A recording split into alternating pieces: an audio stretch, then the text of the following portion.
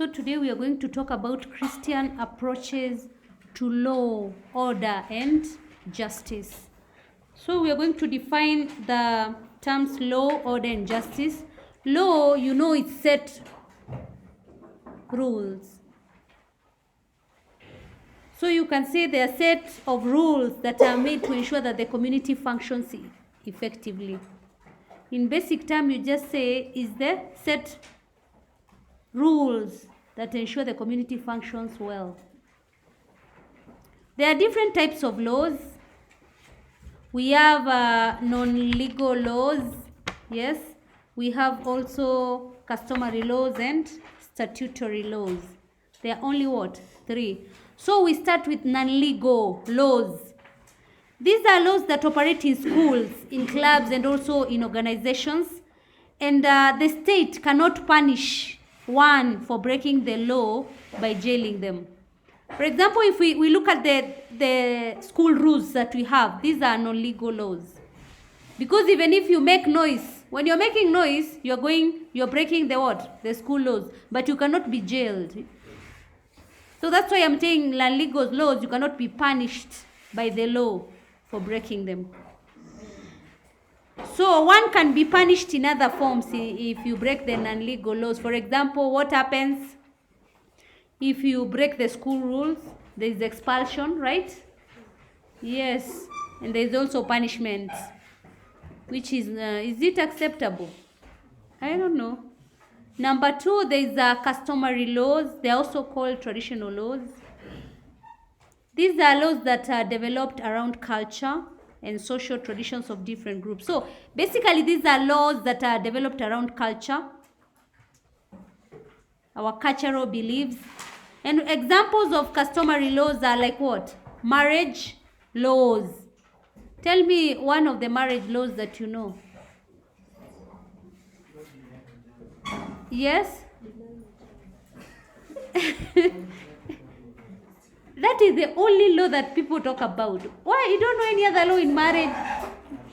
You only know denial of conjugal rights. Yes? Another customary law that is that cuts across everyone.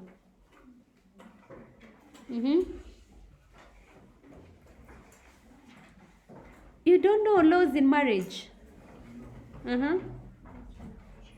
You should not do what? There is a law of faithfulness, right? In marriage, there is the law the law of being faithful. Then we go to statutory laws. These are also called legal laws. They are laws made by local councils or the national government. And all citizens are expected to obey them. Example of statutory laws, we have 4 civil laws. No, there are 5. We have 5 statutory laws: civil laws, criminal laws, constitutional law, company laws, and what? Religious laws. Civil laws deal with issues of property and paying taxes, labor, management, and divorce is in civil law. Criminal law deals with crime and is punishment. For example, if you murder someone, it also deals with rape and robbery. That is in criminal law. In constitutional law, it deals with matters of the state and governance. How are the leaders governing? Yes. What is the relation between, how are the people relating to their what? Their leaders. This is in the constitutional law. Then we have company law. This regulates affairs of companies. For example, in the company law, it is disputed at what instance that you're supposed to be fired. Religious laws are made by different religions to govern their members. For example, we have the Sharia law. That is with the Muslims. There are laws in each what? By different religions. That's why you find these, each religion has its own laws. if you do in the university, you partake law, you will go into deeper reading about these examples of laws and other many things. Order is a peaceful condition of the society, or sometimes you say it's the harmonious condition of the society. Both harmonious and peaceful is talking about the same thing. And peaceful state is one where the citizen can carry out their tasks and duties in an orderly way. If a state has order, it means that it's what? Orderly. And order means that you're carrying out everything in a systematic way. Like when we have the school timetable, yes? It ensures that we have what? Even the school routine, it ensures we are carrying out things in a systematic way. So that is a good example of order. Justice. Justice is fair manner. Being fair. But you know, it's not just being fair, it's according to agreed standards. You see someone doing something and then you tell them, be fair. Why are you telling be fair? Maybe the standards there don't apply. So you have to be fair according to the agreed standards. And justice also is respect for all. And it implies that all people should be treated fairly and in the same way. Because you know, if you lack justice, there will be what? Chaos. A lot of chaos for that matter. So justice emphasizes that you respect all people in the society. That is justice. Why now we are going to talk about why there is need for law, order, and justice in the society. Why do you think we need these laws? Yes, and we need order in the society. Number one, so that we can preserve harmony and protection of people. Basically, so that we can be all peaceful. Number two, so that to ensure all the rights of people are protected.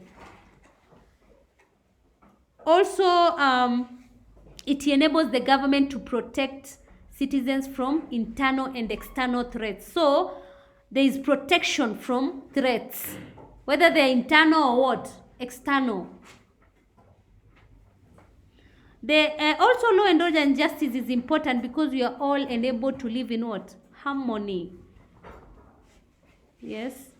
And also it defines what is right and wrong. It promotes political stability. Therefore, we can be able to develop as a country. Also, we are able to implement economic policies. So, law, order, and justice promotes political stability. And if politically we are stable, we can be able to thrive. Because economically we can be able to work. We can be able to produce, implement economic development. And then there is stability in the country. Number 5, is it number 5 or 6? Investors can be able to carry out what? Businesses without fear, especially foreign investors. If there is harmony, they are able. Remember, there is a time when they were not able to carry out they went away. It has happened twice when we had the threats, bomb threats. Yes, there were no investors. They left, and also during what? COVID. Also, diplomatic relations between Kenya and other countries thrive where law, order, and justice is. That is, what is diplomatic relations? It's how we relate with other countries. Like now, there is law, order, and justice in our country. That's why we are able to relate well with China. Yes? We keep on making many treaties with them. Which other country do we make treaties with? Yes. That is where we are heading, actually. Let's continue. If there is law, order, and justice also, Christians are also able to worship God and spread the word of God. That's why in Christianity we are supposed to promote law, order, and justice. So we are also supposed to look at the rights and duties of a citizen. So before we talk about the rights and the duties of citizens, I want us to define who a citizen is. A citizen is a member of a state. You will hear, it can be a state or a kingdom. In the world, do we have any kingdom? They don't call themselves a state, they call them a kingdom. We only see them in what? Movies. Yes. So, citizen is a person who is a member of a political society called a state, kingdom, or an empire, and is subject to the laws of that state or the laws of the what? The kingdom. And then a right is a legal claim. That is basic, a legal claim.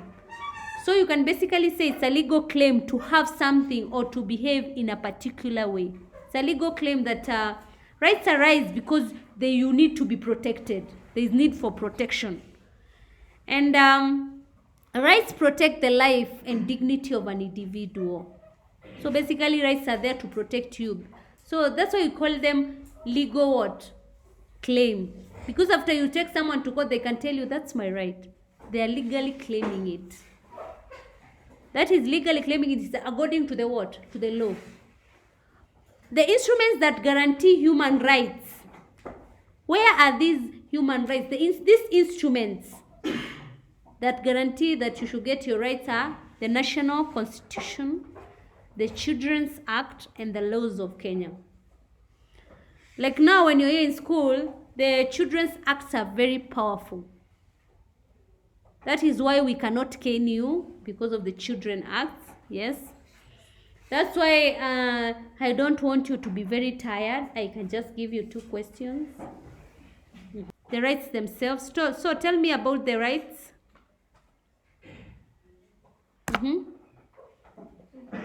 Rights and freedoms of an individual include, we have right to what? To life. We have right to education. We also have a right to what? To liberty. Liberty basically means free from control or restrictions. Yes?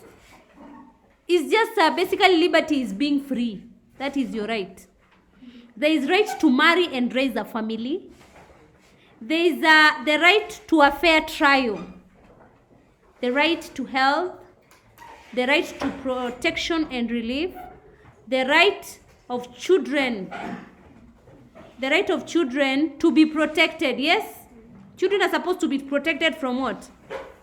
Against all forms of neglect, cruelty, and exploitation. Then we have the right for employment. Then next, we have freedoms. They're 2 different. We have freedom of what? Which one do you know? Freedom from slavery and forced labor. Freedom of assembly. Freedom of speech and expression. Freedom of association. Freedom of movement. Freedom to practice any what? Religion. So those are the freedoms that you have. So the rights and freedoms can be restricted low in the interest of national security, safety, and health, and public morality in the interest of others. So you ensure that even if you have the rights, you do not abuse other people's what? Rights at the same time. You do not go against the law. Okay.